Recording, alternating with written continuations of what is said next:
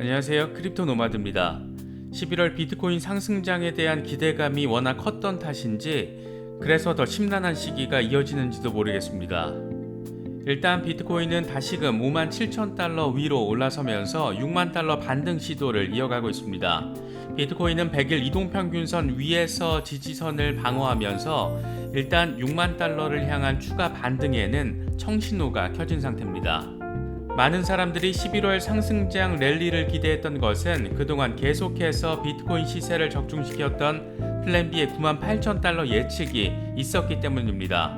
아직 11월이 남아있기 때문에 이게 완전히 엇나간 예측이 될지 지금 단계에서 단언하기는 어렵겠지만 대체적으로는 이번에는 플랜 B의 예측이 실패할 것 같다. 이런 관점이 조금 더 우세해진 것 같습니다. 이걸 기다렸다라는 듯이 후오비 리서치가 플랜 B의 가격 예측이 거시적 요소를 반영하지 못했다 이렇게 말하면서 한방 때렸습니다. 이런 비판을 할 때는 그럼 지금까지는 거시적인 요소를 반영하지 못한 상황에서 왜 계속 적중시킬 수 있었는지 이런 것들도 함께 분석을 해줘야 하는데 그런 게 없다 보니까 기다렸다라는 듯이 제도권 밖에 익명 분석가 때리기에 나선 것 아니냐 이런 말들도 나오고 있는 모습입니다. 이러나 저러나 11월 비트코인 1억 원 달성 가능성은 현실적으로는 조금 더 낮아진 것이 사실이지만 그럼에도 불구하고 강세 전망은 계속해서 이어지고 있습니다. 최근의 조정에도 불구하고 고전적인 강세 추세 한가운데 있다라는 건데 벤자민 코엔의 분석 짚어보도록 하겠습니다. 단기적으로는 비트코인의 흐름이 가장 중요해 보인다고 느낄 수도 있겠지만 시야를 좀 더 넓혀서 거시적인 측면에서 바라보면 조기 금리 인상 단행은 시간 문제라는 점을 보여주는 데이터들 잇따라서 공개되고 있습니다. 미국에서는 근원 개인 소비자 지출 PCE 지수가 31년 만에 최대폭으로 상승했고 연준에서도 조기 금리 인상 가능성에 상당한 무게를 싣고 있는 것으로 확인됐습니다. 초보 개미 투자자들이 적극적으로 시장을 대응하기에는 분명히 만만치 않은 장세가 펼쳐지고 있는 모습입니다. 일부 테마 종목들 급등한다고 포모 심리에 함께 올라탔다가는 의도치 않은 결과 나올 수 있다는 점도 명심해야 될 필요가 있는 그런 시기인 것 같습니다. 본격적인 시작에 앞서서 좋아요와 구독 또 알림 설정 꼭 부탁드리겠습니다. 더불어 크립토 블라블라 멤버십과 관련해서도 많은 성원과 관심 부탁드리겠습니다. 그럼 시작하겠습니다. 먼저 비트코인 상황입니다. 비트코인은 그래도 다행스럽게도 57,000달러 위로 올라선 모습을 보이고 있습니다.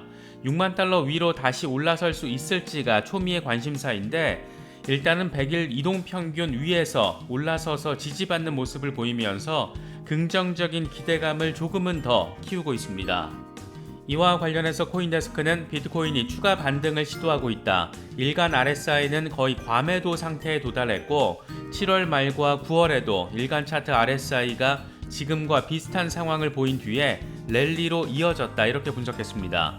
다만 비트코인 가격 목표가 위쪽으로 조정되기 위해서는 매수 세력이 6만 달러에서 6만 5천 달러 저항지대를 돌파하는 게 필요하다라고 지적했습니다. 그러면서 일간 차트 가격 모멘텀은 둔화된 모습을 보이고 있지만 아래쪽을 향한 피로감을 가리키는 초기 신호들이 지난 7월 시작된 중기 상방향 추세를 안정시킬 가능성이 있다라고 분석했습니다. 이어서 미국에서 추수감사절 휴일이 있기 때문에 주말에 급격한 가격 움직임으로 이어질 가능성도 있다라고 덧붙였습니다. AMB 크립토의 경우에는 현재 시장이 불확실한 상태이기 때문에 시장의 모든 측면을 분석하는 것이 좋다. 거시적 관점에서 비트코인은 여전히 강세를 보이고 있다. 가격 조정이 이루어진 지 2주가 지나도 시장이 이익을 유지하고 있는 것도 이런 상황을 보여주는 것이다. 이렇게 설명했습니다. 그러면서 비트코인 단기 홀더들의 행동에 주목했는데 비트코인이 사상 최고가를 달성한 뒤에 단기 보유자들은 비트코인을 매도해서 차익 실현에 나섰고 단기 홀더들의 차익 상황을 의미하는 SOPR의 급증은 이런 상황을 보여주는 것이라고 설명했습니다. 특히 단기 보유자들의 SOPR 지표가 1로 다시 돌아서는 대신에 1 아래로 하락한 상황인데 이건 일반적으로 강세장에서 추세 반전을 의미하는 것이고 SOPR이 다시 1 이상으로 반등할 경우 사상 최고가에 대한 희망을 가질 수 있는 부분이라고 설명했습니다. 다만 이 영역에서 장기간 머무는 시간이 이어질 경우에 약세장에 대한 우려가 현실화될 수도 있다라고 분석했습니다. 그러면서 비트코인은 시장 상황에 따라서 5만 달러까지 떨어질 가능성이 여전히 존재하는데 만약 실제로 벌어진다라면 72시간 안에 일어나게 될 것이다. 그렇지 않을 경우에는 시장은 절대적인 약세 폭락으로 떨어지지 않는 한 잠재적으로 회복될 것이다. 이렇게 설명했습니다. 이어서 현재 거시적인 관점에서 단기 보유자들의 축적이 진행되고 있는 만큼 다시 가격이 상승하기 시작할 수 있다. 이에 따라서 비트코인이 일주일에서 2주일 사이에 새로운 올타임 하이에 도달하는 것을 볼 수 있을 것이다. 이렇게 대답했습니다. 유명 암호화폐 분석가인 벤자민 코엔의 경우에도 최근 시장의 조정에도 불구하고 비트코인은 여전히 고전적인 강세 추세의 한가운데 있다라고 말했습니다. 그는 자신의 유튜브 채널을 통해서 비트코인이 교과서적인 가격 강세를 보여주고 있다라고 밝히면서 이같이 진단했습니다. 그러면서 3만 달러에서 반전된 뒤에 시작된 비트코인의 현재 상승세는 2017년 비트코인의 랠리를 연상시킨다. 당시의 시장 사이클과 비교하면 아직 정점에 이르지 않았다라면서 낙관적인 강세론을 강조했습니다. 다만 비트코인이 20주 단순 이동평균과 21주 지수 이동평균 지지 영역 아래로 내려갈 가능성도 있는데 이럴 경우 5만 3천 달러까지도 추가 하락이 가능하다 이렇게 전망했습니다. 벤자민 코엔은 이번 강세장에서 비트코인이 10만 달러 이상 도달할 것이라고 예측해온 대표적인 강세론자 가운데 한 명입니다. 판테라 캐피털의 CEO 댄 모어 헤드의 경우에도 거시적 관점에서 비트코인의 흐름에 주목했습니다. 그는 자신의 트위터를 통해서 비트코인이 지난 11년 동안 해마다 3배 이상 성장해왔다. 몇 번의 거품과 몇 번의 약세장이 있었지만 장기간에 걸쳐서 보면 눈에 띄는 안정적인 성장을 보여왔다. 이렇게 밝히면서 단기적 흐름에 주목하기보다 거시적 흐름에 더 방점을 찍어야 한다는 점을 내비치기도 했습니다. 11월 비트코인 랠리에 대한 기대감을 더욱더 키웠던 것은 단연 플랜 B의 9만 8천 달러 예측이 있었기 때문입니다. 그동안 워낙 예측들이 적중률이 높다 보니까 플랜 B가 세력 아니냐 이런 말이 나올 정도였습니다. 어쨌든 결과적으로 11월이 마무리되어 가고 있는 지금 단계에서 플랜 B의 이번 달 예측은 엇나갈 가능성이 상당히 높아진 상황입니다. 이걸 기다렸다라는 듯이 이번에는 후오비 리서치가 플랜 B의 비트코인 가격 예측 모델은 거시적 요소를 반영하지 못한다 이렇게 비판하는 내용의 분석을 내놨습니다. 후오비 글로벌 산하의 리서치 기관인 후오비 리서치는 공식 블로그를 통해서 암호화폐 업계 유명 투자자 겸 애널리스트인 플랜 B가 개발한 비트코인 가격 예측 모델 S2F 모델은 거시적 요소들을 반영하지 못한다 이렇게 지적했습니다. 그러면서 플랜 B의 모델은 지난 1분기에서 3분기 가격 예측에 성공하면서 시장의 주목을 받았다. 불행하게도 11월 가격 분석은 처음으로 실패를 맞이할 것으로 전망된다. S2F 모델이 실패한 원인은 해당 모델을 구성하는 계산 방식의 외부의 거시적 요소가 미치는 영향을 무시했기 때문이다. 우리 모두 알고 있는 것처럼 이번 비트코인 강세장의 배경에는 팬데믹과 각국 중앙은행들의 통화 정책이 주요한 원인이었다. S2F 모델은 이런 한계점 때문에 11월 비트코인 예측에 실패한 것이다 이렇게 설명했습니다. 플랜 B가 1년 내내 예측에 성공했을 때는 성공 원인에 대한 분석을 내놓지 않았다가 이번에 이렇게 첫 실패 상황이 예측되는 단계에서 이 같은 분석이 나온 건데 플랜 B를 신뢰하는 지지자들 사이에서는 주류 제도권에서도 못하는 걸 해냈던 비주류 제도권 밖에 인물의 첫 실패가 예견되자 기다렸다라는 듯이 비판 분석 기사를 내놓는 것 아니냐 그런 말도 나오고 있습니다. 그것도 그럴 법한 게 제대로 신뢰받는 자체 분석 모델 하나 없는 후오비가 할 소리냐 이런 말도 저 개인적으로도 동의하게 되는 것 같습니다. 이더리움과 관련해서는 일단 이더리움 소각과 관련해 100만 이더 소각이 확인됐습니다. 8월 5일 런던 하드포크 도입 이후에 넉 달도 채 되지 않아서 43억 달러에 달하는 이더가 사라진 겁니다. 이더 소각은 NFT 마켓인 오픈시와 P2E 게임인 엑스인피니티, 유니스왑 이런 것에서 주로 발생한 것으로 나타났습니다. 또 이더리움 기반 스테이블 코인 전송과 메타마스크 등 이더리움 지갑 사용자들 사이에서도 거래 활동이 활발했던 만큼 이더 소각에 상당히 크게 기여한 것으로 확인됐습니다. 내년에 이더리움 2.0 업그레이드가 완료되면 작업 증명이 지분 증명으로 바뀌게 되고 스테이킹 보상이 채굴 보상보다 훨씬 낮은 상황이 벌어지기 때문에 이더리움 생태계의 디플레이션 성격은 훨씬 더 강화될 것으로 예상되고 있습니다.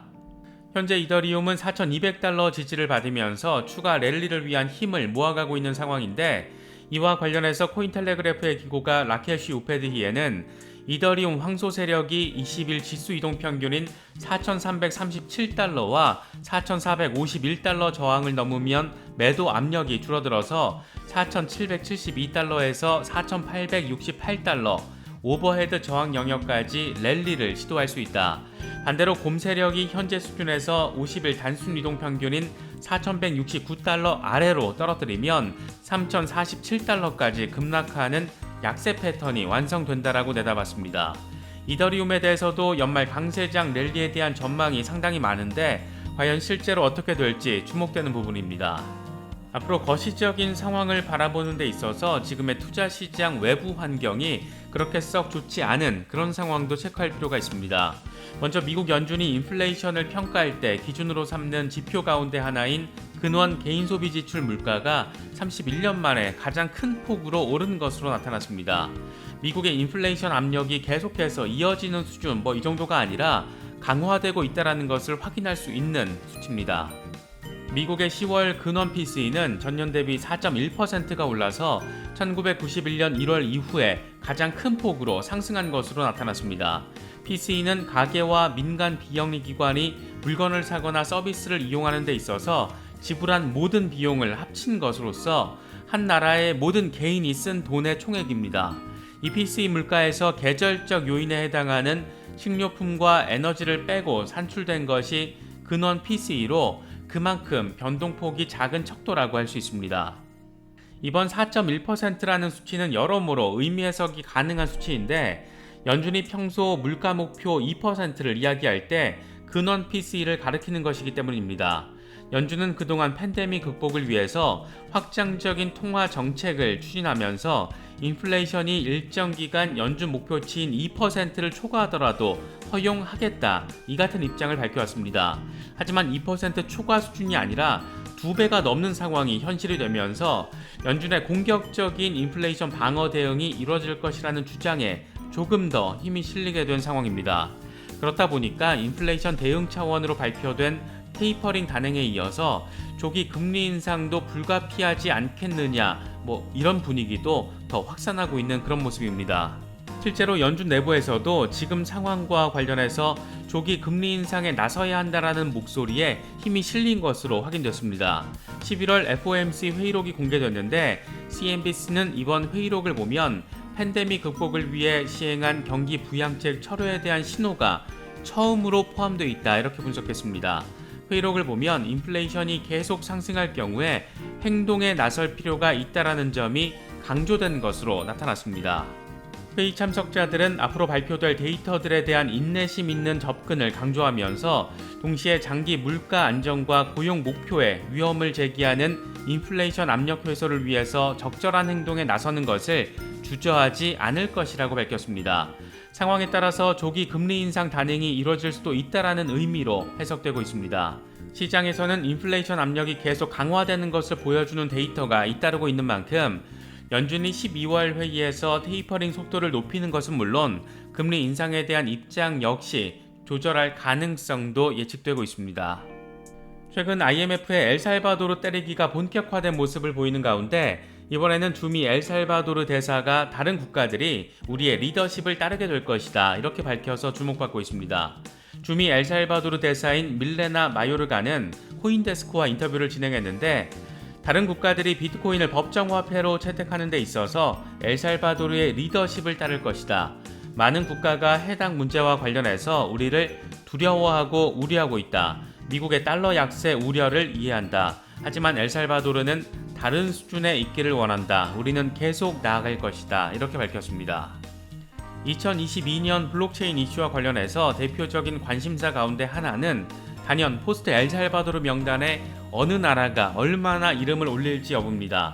지구상에서 주목받을 일이라고는 후진국으로서의 인플레이션 이슈밖에 없었던 엘살바도르가 비트코인을 통해 글로벌 관심을 받게 된 점이 달러 패권에 반발하거나 반대하는 약소국들 사이에서 꽤나 의미 있는 그런 시그널로 작용할 수 있다는 점에서 추가 비트코인 법정화폐 채택과 이를 둘러싼 IMF 등 중앙화된 영역과의 갈등, 이런 양상은 한동안 계속될 수밖에 없을 것으로 보입니다.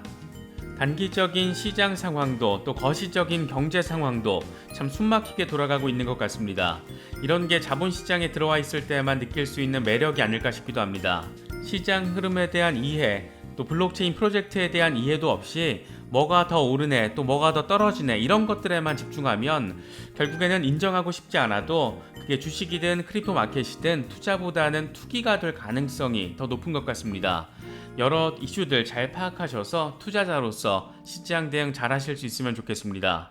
이번에 준비한 영상은 여기까지입니다. 영상이 도움이 되셨다면 좋아요와 구독, 또 알림 설정을 꼭 부탁드리겠습니다. 영상 제작에 아주 큰 도움 된다는 말씀 함께 드립니다. 언제나 성투하시기를 기원하겠습니다. 시청해주셔서 감사합니다. 지금까지 크립토 노마디였습니다.